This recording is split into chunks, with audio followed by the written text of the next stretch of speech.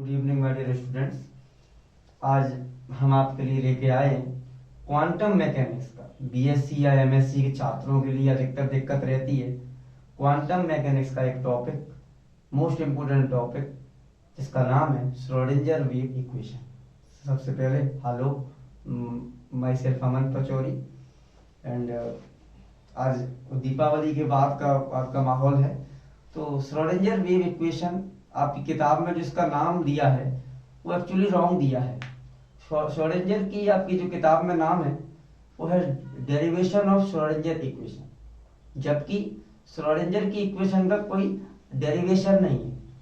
It is a fundamental principle, just like classical mechanics में Newton's का law जैसे काम करता है, F is equal to M. उसी प्रकार से क्वांटम मैकेनिक्स में श्रोडिंगर की इक्वेशन काम करती है। एक फिजिकिस्ट हुए जाने माने रिचर्ड फेमन नाम के। तो रिचर्ड फेमन से ही पूछा गया कि श्रोडिंगर की इक्वेशन कहाँ से आई, तो उन्होंने कहा कि ये उनके दिमाग से आई श्रोडिंगर की। इसका कोई प्रूफ नहीं है, it is a principle. Fundamental principle का कोई प्रूफ नहीं होता है। जो बच्चे बीएससी में आते हैं, बीएससी थर्ड ईयर या एमएससी कॉलेज छात्रों के लिए श्रोडिंगर की इक्वेशन से बहुत सारे न्यूमेरिकल बन जाते हैं और काफी अहम इक्वेशन है। और इसकी हर एक लाइन में फिजिक्स यूज हुई है, हर एक लाइन में फिजिक्स है।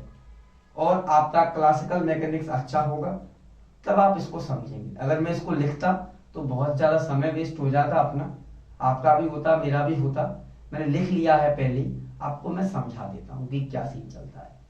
कि सबसे पहले अपन ने एक वेव मानी है, वेव जो x दिशा में जा रही है। Consider a monochromatic and undamped progressive wave is in x direction. अगर वेव जा रही है तो ये वेव की इक्वेशन लिखी हुई है psi x, t। Psi is a function of x and t। यहाँ पर जो साई है, Sai is a wave function. What do you mean by wave function? जैसे आपके पास अपना आधार कार्ड होता है, अगर कोई व्यक्ति आपका आधार कार्ड ले ले तो वो आपके बारे में सब जान जाएगा, आपकी आंखें जान जाएगा, आपकी उंगलियां जान जाएगा। Just like that this wave function is the Aadhaar card of wave. अगर कोई एक वेव जा रही है तो अगर आपको उसका साई पता है तो आपको उस वेव के पूरे फंक्शंस पता है। It is the Aadhaar card. इसका फॉर्मूला होता है, ये वेव इक्वेशन फॉर्मूला है, साई x, t बराबर a is a constant, e raised to power minus iota omega t minus kx. Omega is the angular frequency and k is a wave constant. This is a wave equation. और wave equation कैसे है? क्योंकि देखो इसमें omega आ रहा है और के आ रहा है। ओमेगा और के एक वेव में ही आ सकते हैं, ये वेव की प्रॉपर्टी होती है। Omega angular frequency, wave number, ये कांस्टेंट होता है। उसके बाद एक एक्सपेरिमेंट हुआ, Davisson Germer experiment. Davisson Germer experiment ने यह कहा कि हर चलते हुए पार्टिकल के साथ एक वेव आ रही है। आई रिपीट, अगर कोई पार्टिकल मूव कर रहा है तो उसके साथ एक वेव लगी हुई है। तो मैंने यहां लिखा भी है, but the result of Davisson Germer experiment says that a moving particle has wave character. एक चलते हुए पार्टिकल के साथ वेव आ रही है। अपने पास ये इक्वेशन रखी है, इसका मतलब ये इक्वेशन पार्टिकल की होनी चाहिए। अपन ने भाई यहाँ लिख दिया है psi x tends to t, x, t। Psi is a function of position and time, दो का फंक्शन है ये। ये अब यहाँ पे ये वेव था, लेकिन अब यहाँ क्या हो गया? पार्टिकल। आगे देखिए तो यहाँ पर जो k है, k की वैल्यू होती है 2 pi upon lambda. Lambda is a wavelength, 2 pi is a constant, k को बोलते हैं वेव कांस्टेंट। और ओमेगा की वैल्यू होती है 2 pi upon t। t is a time period and omega is called angular frequency. और यहाँ पे अपन जो 1 अपॉन t को न्यू लिख सकते हैं, न्यू। तो यहाँ ये वाला फॉर्मूला भी हो जाएगा, ओमेगा बराबर 2 पाई न्यू, क्योंकि t को हट के न्यू आ गया। बट आप जानते हैं लैम्डा बराबर होता है h upon p, quantum mechanics के प्रकार से। h is a Planck's constant, p is a momentum. और इस लैम्डा की वैल्यू को हमने यहाँ रख दिया है ऊपर। तो यहाँ देखिए लैम्डा की वैल्यू हमने लगा दी h अपॉन p P ऊपर आ गया, H नीचे रह गया, और H अपॉन 2 पाई का मतलब होता है H कट, और हमने यहाँ क्या लिखा है 2 पाई अपॉन H, जबकि यहाँ क्या लिखा है H अपॉन 2 पाई। इसको उल्टा करिए तो आपको 1 अपॉन H कट मिलेगा, तो P यहीं रह गया, 2 पाई अपॉन H क्या मिलके बना गए H कट। तो ये K की वैल्यू आ गई अपनी P upon H cut, P is a momentum. उसी प्रकार से हमको पता है प्लैंक्स क्वांटम थ्योरी के हिसाब से कि light travels in the form of photon. Photon की एनर्जी होती है E बराबर h न्यू, और यहां से अपन ने न्यू की वैल्यू निकाल ली E अपॉन h, और इस न्यू की वैल्यू को हमने यहाँ पुट कर दिया ओमेगा में। मतलब हमने जो लैम्डा निकाला था, लैम्डा हमने पुट किया K में, और E हमने पुट किया ओमेगा में। तो यहाँ ओमेगा की वैल्यू ये रही 2 पाई अपॉन न्यू, 2 पाई का 2 पाई रहा, न्यू के स्थान पर रख दिया E upon h। Again 2 pi upon h मिलके क्या बना गए 1 अपॉन h कट, यहाँ भी रिपीट हो गई, तो E अपॉन h कट आ गया। आपके पास ओमेगा आ गया, आपके पास K आ गया। ओमेगा और K को इस इक्वेशन फर्स्ट में रखिए, और हम देखिए Sai x common t, a का a आ गया, e की पावर माइनस आयोटा, ओमेगा के स्थान पर क्या रखोगे आप लोग E upon h cut, t का t माइनस, यहाँ पर k के स्थान पर क्या रखोगे आप लोग, k की वैल्यू ये रही p upon h cut x का x, और यहाँ पर h कट कॉमन आ रहा है, मैंने h कट को कॉमन ले लिया, तो a e की power minus iota upon h cut e t minus P x. इस इक्वेशन को देखिए और इस इक्वेशन को देखिए, ये इक्वेशन वेव की इक्वेशन है। कैसे पता, क्योंकि इसमें दो चीजें आ रही हैं, ओमेगा और के। ओमेगा और के is a property of a wave, but अगर अपन इसको देखें, इसमें आ रहा है ई और पी। ई का मतलब एनर्जी और पी का मतलब मोमेंटम, और जो केवल किसकी होती है पार्टिकल की, समझे। यहाँ पर ये वेव इक्वेशन थी, लेकिन अब ये किसकी इक्वेशन होगी पार्टिकल इक्वेशन, क्योंकि हर पार्टिकल का वेव नेचर है, और पार्टिकल में दो चीजें होती मोमेंटम और एनर्जी, तो ये एनर्जी ये रही, और पी क्या हो गया मोमेंटम। ये इक्वेशन में फर्क है। अपन को यहाँ जो ओमेगा और के था वो चेंज होकर यहाँ क्या आ गया ई और पी। अब अपन इस इक्वेशन को डिफरेंशिएशन करने जा रहे हैं। इसमें मुझे दो वेरिएबल दिख रहा है, एक्स भी दिख रहा है और टी भी दिख रहा है। मुझको इसका दो बार डिफरेंशियल करना पड़ेगा, एक बार टी के रिस्पेक्ट और एक बार एक्स के रिस्पेक्ट।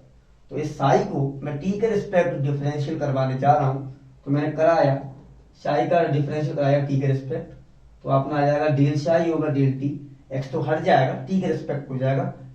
डेल क्यों किया, बिकॉज ये दो का फंक्शन है, तो डेल साई होगा डेल टी, ए का ए रह गया, ई की पावर एक्स का डिफरेंशियल ई की पावर एक्स सेम होता है, और इसको मैंने एक्स माना पूरे को, तो मैंने एक्स का किया, पी का कितना आ जाएगा 0, एक्स का 0 क्योंकि अपन टी के रिस्पेक्ट कर रहे हैं, एक्स का 0 E T D upon D T, T का कितना हो जाएगा 1, तो यहाँ लिख दिया माइनस आयोटा अपॉन एच का ई का ई, टी का तो 1 हो गया। और ये पूरी इक्वेशन को दोबारा फिर देखना, ई की पावर एक्स का ई की पावर एक्स, और इस दिस टर्म में भी एक्स, इसको करेंगे इसका ये आएगा पी का 0 हो जाएगा। और ये पूरी वैल्यू अपने किसके इक्वल दी है साई के, अपन ने यहाँ आई कट को आगे लिख दिया इस ब्रैकेट को, और ये पूरा की वैल्यू आ गई साई। एच कट को मैं ऊपर ले गया, माइनस साइन को वहां ट्रांसपोज किया, आई को आयोटा को नीचे लेके आ गया। और आप एक बार ध्यान रखना कि आयोटा कभी भी अपॉन में नहीं आता, it is a imaginary number, upon में नहीं आता। तो मैंने इस इक्वेशन में आयोटा का इनटू और आयोटा का डिवाइड करा दिया, तो ये तो एक आयोटा यहाँ था, आयोटा का इनटू करवा दिया, आयोटा का डिवाइड करा दिया, सेम रखा दिया। नीचे बन गया आयोटा स्क्वायर माइनस के iota h cut del psi over del t बराबर ई साई।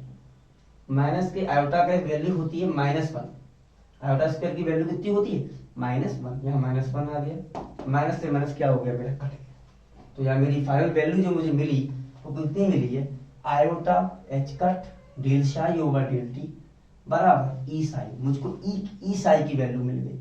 ई साई का मतलब क्या, एनर्जी, मुझे एनर्जी मिल गई। अब ऐसा अपन क्यों कर रहे हैं, थोड़ा वेट करिए आपको बताऊंगा मैं। अपन ने पहले इस इक्वेशन को टी के रिस्पेक्ट में किया, अब अपन इसी इक्वेशन को एक्स के रिस्पेक्ट में डिफरेंशियल करवा रहे हैं। तो देखो del psi over del x ये फंक्शन सेम रखो। अब की बार जो ये टर्म है टी वाला, ये जीरो होगा, लेकिन क्या आ जाएगा, माइनस माइनस क्या हो गया था, ये वाला माइनस और ये माइनस क्या हो गया प्लस। तो ए की पावर एक्स का ए की पावर एक्स और पी एक्स का कितना होता है 1, तो आई का अपॉन ब्रैकेट तो आगे आ गया और पी का मतलब पी आ गया, ये वाला टर्म जीरो हो गया। जब अपन ने इस इक्वेशन को टी के रिस्पेक्ट किया था तो पी जीरो हुआ था, जब एक्स के रिस्पेक्ट कर रहे हैं तो ई जीरो हो जाएगा। आगे बढ़िए, इस इक्वेशन को दोबारा डिफरेंशियल करिए, दोबारा करेंगे तो देखो del square psi over del x square, एक बार फिर ये फंक्शन सेम आ गया, और आई पी का दोबारा कर रहा हूं तो पी स्क्वायर, आयोटा का दोबारा कर रहा हूं तो आयोटा स्क्वायर, तो ड्रैकेच का दोबारा कर रहा हूं तो ड्रैकेच स्क्वायर। और यहाँ देख लीजिए ये पूरा फंक्शन फिर किसके बराबर आ गया, साई के। मैंने यहाँ साई लगा दिया, साई, और यहाँ लगा दिया p square i square upon ड्रैकेच स्क्वायर। आयोटा स्क्वायर की वैल्यू कितनी होती है -1, अपन ने -1 लगा दिया, आगे माइनस आ गया, p square psi over bracket square. मैंने क्या किया, ड्रैकेच स्क्वायर को उधर लेके गया, माइनस साइन को वहां ट्रांसपोज किया, तो पी स्क्वायर साई बराबर माइनस ड्रैकेच को ऊपर लेके गया, bracket del square psi over del x square. मुझको ई साई मिल गया, मुझको पी स्क्वायर साई मिल गया। अब आते हैं अपन इधर क्लासिकल मैकेनिक्स के हिसाब से। अगर अपन क्लासिकल मैकेनिक्स के हिसाब से पढ़े तो किसी पार्टिकल की पूरी जो एनर्जी होती है वो होती है p square by 2m plus V. V is a potential and E is a total energy. P square m upon V. अपन ने इस पूरी इक्वेशन में साई का इंटू करा लिया, तो ई में साई का कराएंगे तो E psi, p square psi 2m V psi. अब पता पड़ा अपन ने ई साई क्यों निकाला था, अपन यहाँ रख देंगे, अपने पास ई साई रखा होगा। अपन ने ई साई की वैल्यू लगा दी, iota bracket del psi over del t. 1/2m को अलग लिख लिया, पी स्क्वायर साई भी अपन पीछे निकाल के आए, अपन ने यहाँ लगा दिया माइनस के bracket del square psi over del x square, V psi का बी साई आ गया। अपन ने इसको आगे इंटू करा दिया, तो मैं इसको पहले लिख दिया i cap bracket del psi over del t, आगे लेके आ गए माइनस के bracket square upon 2m del square psi over del x square plus V psi. v is a potential and this is a Schrodinger equation in one dimension। यहाँ आपको x दिख रहा होगा, यही सेम y में आएगा, यही सेम z में आएगा। जब तीनों को कंबाइन कराएंगे तो आपका यहाँ आ जाएगा लेफ्ट